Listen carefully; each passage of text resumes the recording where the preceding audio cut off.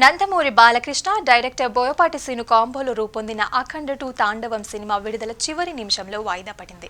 December 5న ప్రపంచ వ్యాప్తంగా ఈ చిత్రాన్ని రిలీజ్ చేయడానికి మేకర్స్ ఏర్పాటు చేశారు. కొన్ని అనివార్య కారణాల వల్ల అనుకున్న సమయానికి థియేటర్లోకి తీసుకురాలేకపోతున్నామని ప్రకటించారు.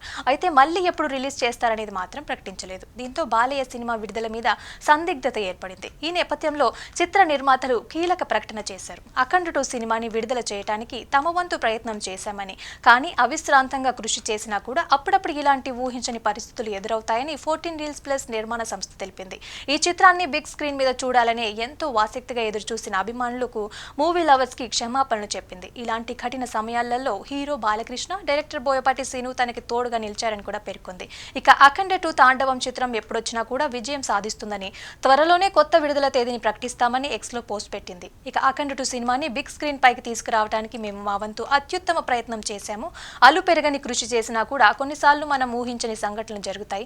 దురదృష్టవశాత్తు ఇది అలాంటి సమయమే. ఈ సినిమా కోసం ఎంతో ఆతృతతో ఎదురు చూస్తున్న ప్రపంచ వ్యాప్తంగా ఉన్న అభిమానులకి, సినీ ప్రియులందరికీ కూడా మేము హృదయపూర్వకంగా క్షమాపణలు తెలియజేస్తున్నాము. ఈ క్లిష్ట సమయంలో మాకు అండగా నిలిచిన మన God of masses Nandamuri Balakrishna గారు, బోయపాటి శ్రీను గారికి మేము ఎల్లప్పుడూ కృతజ్ఞులమై ఉంటాము.